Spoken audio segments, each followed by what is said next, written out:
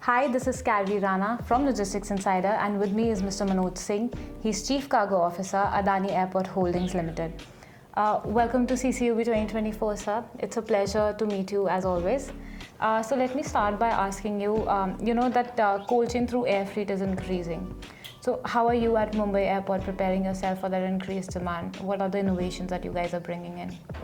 So let me talk about the entire Adani Airports. We've got 7 airports and 8th Navi Mumbai is coming up. Yeah.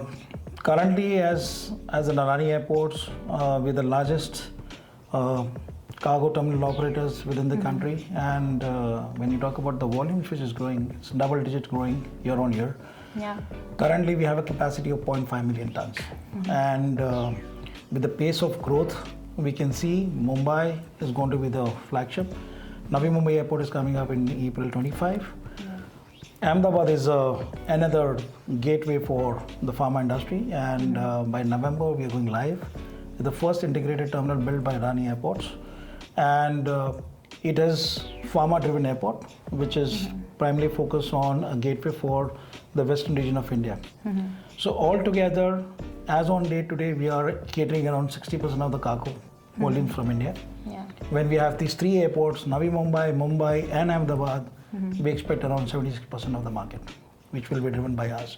So for us, infra is one process. The second process is the most important, is people, process, and efficiency.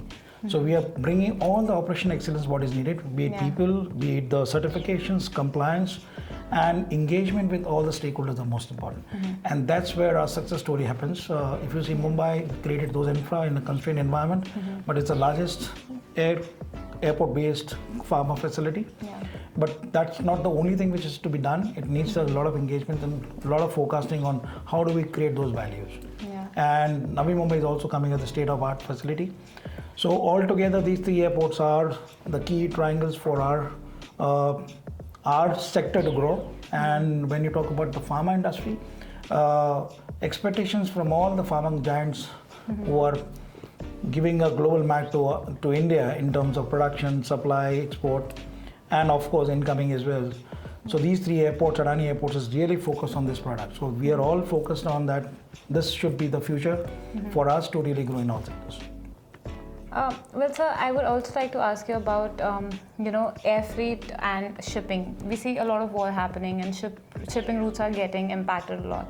So what impact is it having on air freight, and do you see in the future that air freight will be the preferred choice for all to export perishable or pharma?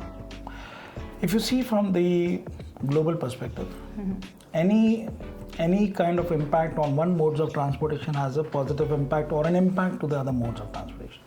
So currently, because of the Red Sea impact, there's a huge surge on the air cargo across the world, and especially the Asian sector, be it India or any part of the world, especially on the Asian side.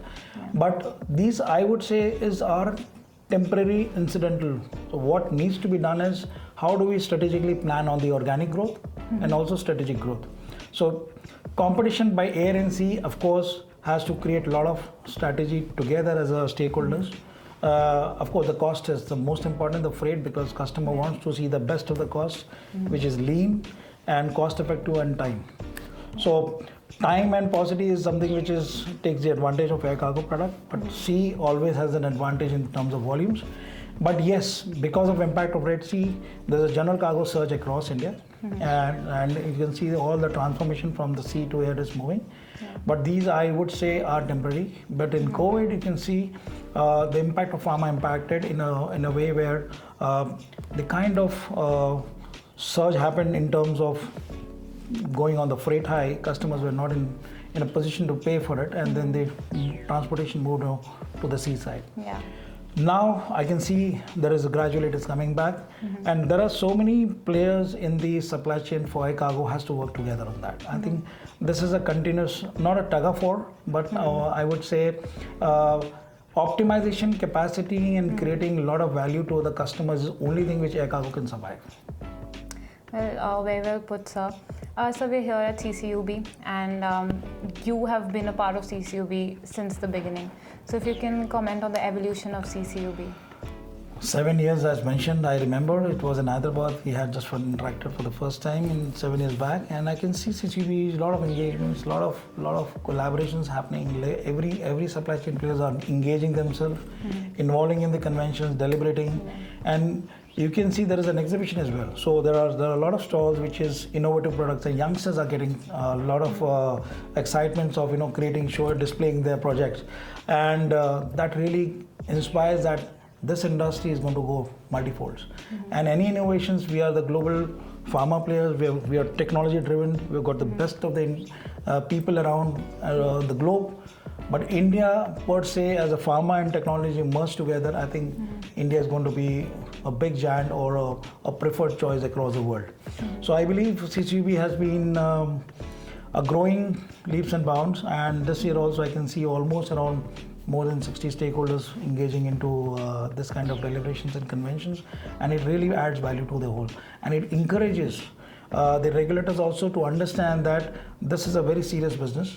We all have to see that the efficacy and the speed of air cargo, which is meant to be, is completely justified. Yeah. Well, thank you so much, sir, for your time. It was lovely speaking to you as always. Pleasure as always. Thank you.